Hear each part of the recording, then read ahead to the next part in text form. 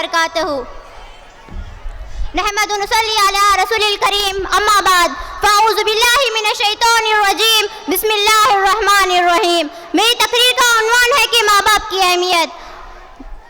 उजड़े बागों में बहार नहीं आती, सूखे फूलों में बहार नहीं आती, गुजर जाती है जिंदगी अंगारों पर, माँ बाप बिछड़ जाए तो बार बार नहीं आते। माँ बाप को दूसरों के भरोसे पे छोड़ जाने वालों, मैं नहीं देखूंगा तो मेरा भाई देखेगा, मेरा चाचा देखेगा, मेरा दूसरा भाई देखेगा, मेरा तीसरा भाई देखेगा। मैं कहती हूँ ये कैसा अलमिया है। जब बच्चे छोटे होते हैं तो कहते हैं बड़े शान से मेरे माँ बाप, मेरे माँ बाप, मेरे माँ बाप।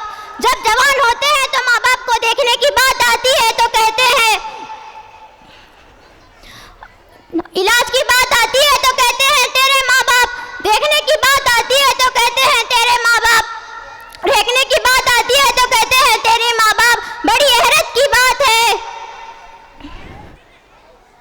बड़ी हैरत की बात है। याद रखना कयामत की सारी इबादत कर लो मगर जन्नत, कयामत की सारी इबादत कर लो अल्लाह, कयामत की सारी इबादत कर लो, अगर माँ बाप तुमसे नाराज हो तो तुमसे क्या लेना। हमारे रसूल फरमाते हैं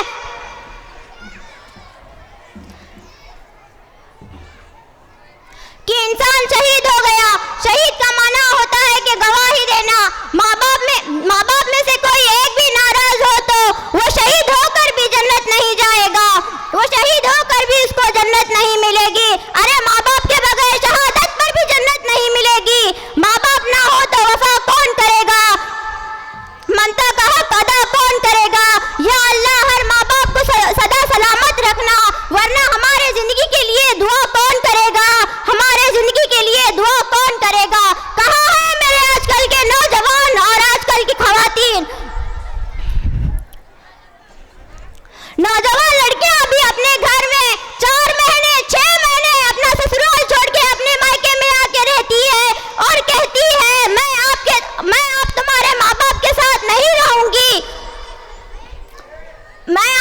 मैं तुम्हारे माँ बाप के साथ नहीं रहूंगी, तुमको मेरे साथ रहना है तो तुम्हारे माँ बाप को छोड़ दो। तो फिर वो जोरू का गुलाम अपने माँ बाप की खातिर अपने माँ बाप को छोड़ देता है।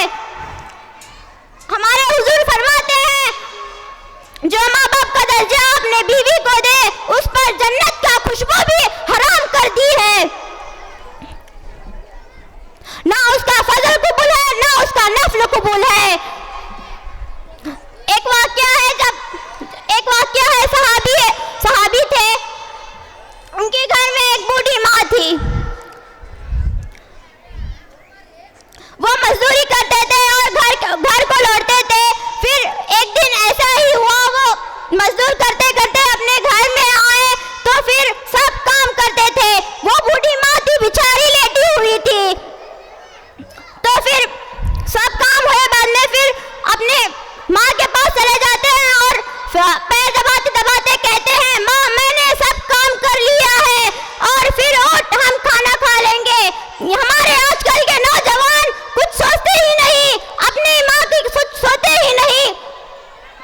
माँ जिंदा है, कुछ खाई कुछ पी कुछ भी सोचते नहीं, जाते हैं होटल में खाते हैं, या माँ जिंदा रहो या मरो कुछ सोचते नहीं। तो फिर दबाते दबाते कहते हैं माँ उठ मैंने खाना पकाया है खा लेंगे, माँ उठ मैंने खाना पका लिया है खा लेंगे। पर माँ कुछ जवाब नहीं देती। जब वो घबराते हैं और पड़ोसी में जाते हैं तो बोलते हैं मेरी माँ कुछ जवाब ही नहीं दे रही। तो पड़ोसन आते हैं तो बोलते हैं तेरी माँ का इंतकाल हो गया है। तो फिर वो बेचारा साहबी एक तरफ बैठा है और कहने लगता है मैं कैसा रहूं, मैं किसके साथ पीऊं, मैं किसके साथ खाऊं, मैं किसकी खिदमत करूं। यहाँ हमारे आजकल के नौजवान अपने माँ बाप की खिदमत नहीं कर रहे बल्कि अपनी बीवियों की सोच रहे हैं, सिर्फ बीवियों की सोच रहे हैं। माँ बाप जिंदा रहे या मरे कुछ भी सोच रहे नहीं। तो फिर वो रोने लगते हैं और फिर जब जनाजा जाने लगता है माँ को तो कहने लगते हैं ये मेरी माँ का जनाजा नहीं जा रहा, मेरी जन्नत जा रही है, मेरी जन्नत जा रही है।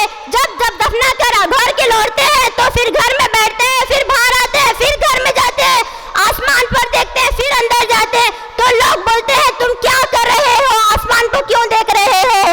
तो वो सहाबी फरमाते हैं जब मेरी माँ जिंदा थी तो मैं आसमान पे देखता था तो अल्लाह मुझे जन्नत दिखाई देता था, पर मेरी माँ अब गुजर गई है, मैं कितने बार आसमान पे देख रहा हूँ तो मुझे अल्लाह जन्नत नहीं दिखा रहा है। इस बात में मैं परेशान हूँ।